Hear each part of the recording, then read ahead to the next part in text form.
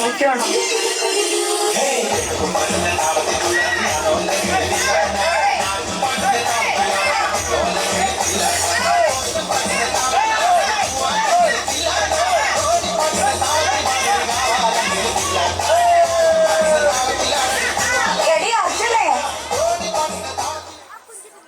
നിന്റെ പേര് സുധേന്ന് ഞാൻ വിളിക്കുള്ളൂ കേട്ടോ.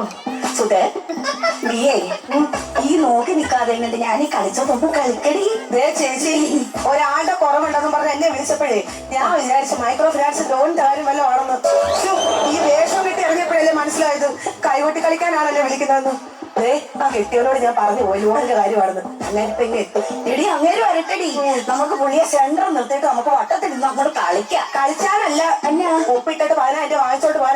പിന്നെ അതിന്റെ ഓന വെട്ടിയവന് 10,000 രൂപയല്ലേ ഒപ്പിന്റെ വില. അതല്ല ചേച്ചി, ലോണിന്റെ കാര്യമാണെന്ന് പറഞ്ഞു പോയില്ലയോ, പൈസ വാങ്ങിക്കാൻ വരുമെന്ന്.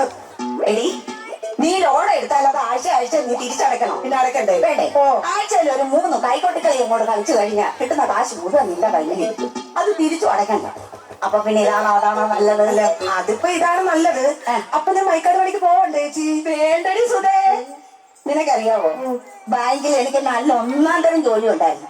അതും കളഞ്ഞിട്ടടി ഞാനിപ്പോ ഈ കൈകൊട്ടിക്കളിക്ക് വന്നിരിക്കുന്നു. എന്റെ ദൈവമേ, ജോലി എന്തത്തിനെ ചേച്ചി കളഞ്ഞത്? കളഞ്ഞതല്ലടി, പോയതാ.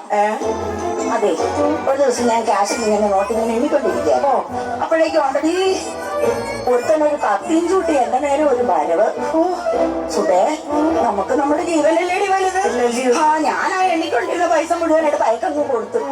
മാനേജറെ അടുത്ത് ഞാൻ കംപ്ലൈന്റ് പറയാൻ ചെന്നപ്പോഴത്തേനാണ് അറിയുന്നത് മാനേജർ അടക്കം എല്ലാവരും കത്തി വാങ്ങിച്ചു. അപ്പോഴായി എനിക്ക് കത്തിയത് മുഴുവൻ കത്തിക്കച്ചവടക്കാരനാണ്. എന്ന് കരുതി ഈ സ്റ്റെപ്പ് റാണി ആരുടെ മുന്നിൽ തോറ്റു കൊടുക്കത്തില്ല മോളെ. നിനക്കറിയാവോ, ഇന്നിപ്പം ബാങ്കിൽ കിട്ടുന്ന ശമ്പളത്തിന്റെ ഇരട്ടി ഞാനിപ്പോ ഈ കൈകൊട്ടിക്കളി കളിച്ചുകൊണ്ട് ഞാൻ ഉണ്ടാക്കുന്നുണ്ട് മോളെ. ഈ സ്റ്റെപ്പ് റാണി അല്ല ചേച്ചി, എന്തോ ചേച്ചി അതോ സ്റ്റെപ്പ് റാണി കൈകൊട്ടി കളി ആണടി. പിന്നെ നീ ഇത് കണ്ടോ, ഇതുകൊണ്ടാ ഞാൻ അരി വാങ്ങുന്നത്.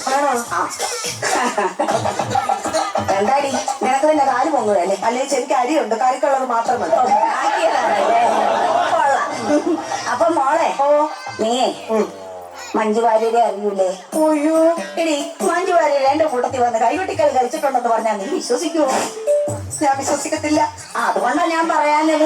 അല്ലേ ചേച്ചി, ഞാൻ വിശ്വസിച്ചു. ബാക്കി പറ. നീ വിശ്വസിക്കല്ലോ, നീ എന്തിനാണ് ഞാൻ ബാക്കി പറയുന്നത്? അത്രേ ഉള്ളു.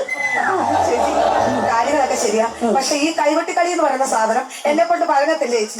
എനിക്ക് പറ്റത്തില്ല. എന്നെ വിളിക്കല്ലേ. എനിക്ക് വയ്യ. എന്റെ സുധേ, നീ എപ്പോ പഠിച്ചടി ഈ സ്റ്റെപ്പൊക്കെ? പോയപ്പോ ഇപ്പൊ നീ കാണിച്ചതെല്ലാം സ്റ്റെപ്പാടി.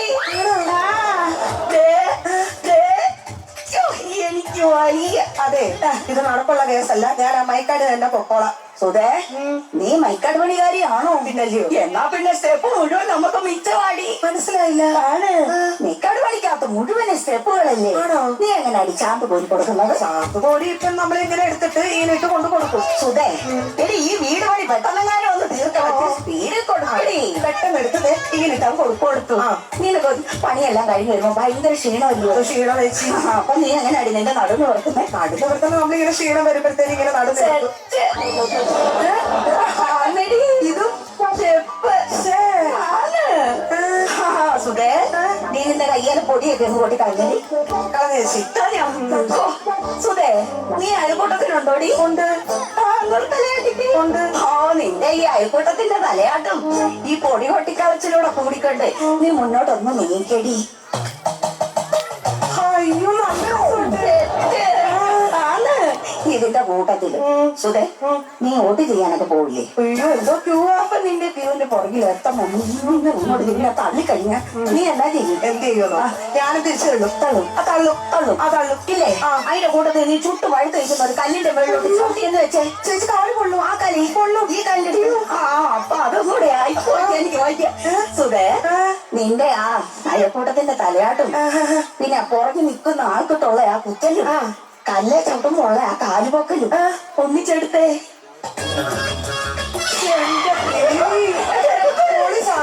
എന്റെ ഇതിന്റെ കൂട്ടത്തില് നീ ചെയ്തിട്ടില്ലാത്തൊരു തെറ്റ്. നീ ആ ചെയ്തതെന്ന് ഞാൻ അങ്ങ് സമർത്ഥിച്ച് നീ എന്ത് ചെയ്യും? ഞാനെന്ത് ചെയ്യാൻ? ഞാൻ ചെയ്തിട്ടില്ലെന്ന് തന്നെ പറയും. ചേച്ചി ഞാൻ ആ തെറ്റ് ചെയ്തിട്ടില്ലെന്ന് പറയും. പറയും മതി.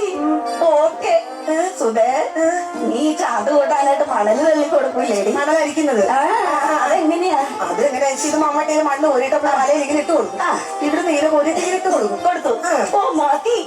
ഇനി നീയേ ആ മണലുമായിട്ട് ഇങ്ങനെ അങ്ങോട്ട് പോകും. അപ്പൊ ആ സന്തോഷം മേസിലി പുള്ളി വന്ന് നിനക്കൊട്ടൊന്ന് തട്ടിയാ നീ എന്നാ ചെയ്യും? പണ്ടേ അങ്ങനത്തെ സൂക്കേട് കൂടുതലാ. ഞാനും തിരിച്ചൊരു ഒറ്റ തട്ട് വെച്ചു. ഒന്നല്ലടി, രണ്ട് തട്ട്. രണ്ട് തട്ടെങ്കിൽ രണ്ട് തട്ട് ഇല്ലേ? പിന്നല്ലയോ? ഓ സുധേ, മതിയടി. നമ്മുടെ സ്റ്റെപ്പ് ഓക്കെ. ഇതൊക്കെ സ്റ്റെപ്പാണെടി. ഇനിയിപ്പോ മണിച്ചേട്ടന്റെ നല്ല കൊലക്കലൊരു പാട്ടും കൂടെ അങ്ങോട്ട് ഇട്ട് കഴിഞ്ഞാ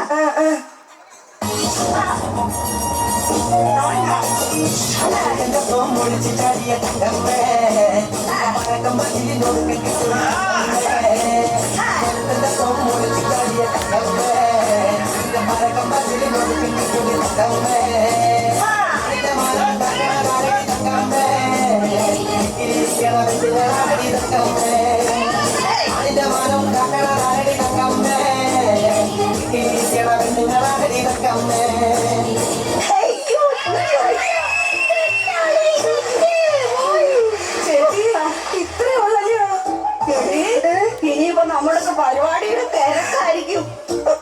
അയ്യോ, കൈ നിറയെ കാശ് കിട്ടുമല്ലോ. പരിപാടിക്കാരാണോ? ഹലോ, ആ ശരി, ഓക്കെ സാറേ, ഓക്കെ. അയ്യോ സുധേ, നീ ഇനി കൈകൊട്ടിക്കളി എങ്ങനെ ഏറ്റെടുക്കണം? ചേച്ചി ബാങ്ക് തന്നെ ജോലിക്ക് തിരിച്ചു വിളിച്ചടി. അയ്യോ, നിങ്ങളല്ലേ പറഞ്ഞത് ബാങ്കിൽ ജോലിക്കാലം കൂടുതൽ ഈ കൈവിട്ട് കളിക്ക് കാശ് കിട്ടുമെന്ന്? എടി സുധേ, ഞാൻ ആ AC റൂമിൽ ഇരുന്ന് നോട്ട് എണ്ണി കൊടുത്ത് ശമ്പളം വാങ്ങിക്കേണ്ട ഞാന് ഈ പൊരി വെയിലത്ത് നിങ്ങളോടൊപ്പം കൈകൊട്ടിക്കളിയേക്ക് വരണമെന്നാണോ നീ പറയുന്നത്? അത് ശരി, നിങ്ങളുടെ നോക്ക്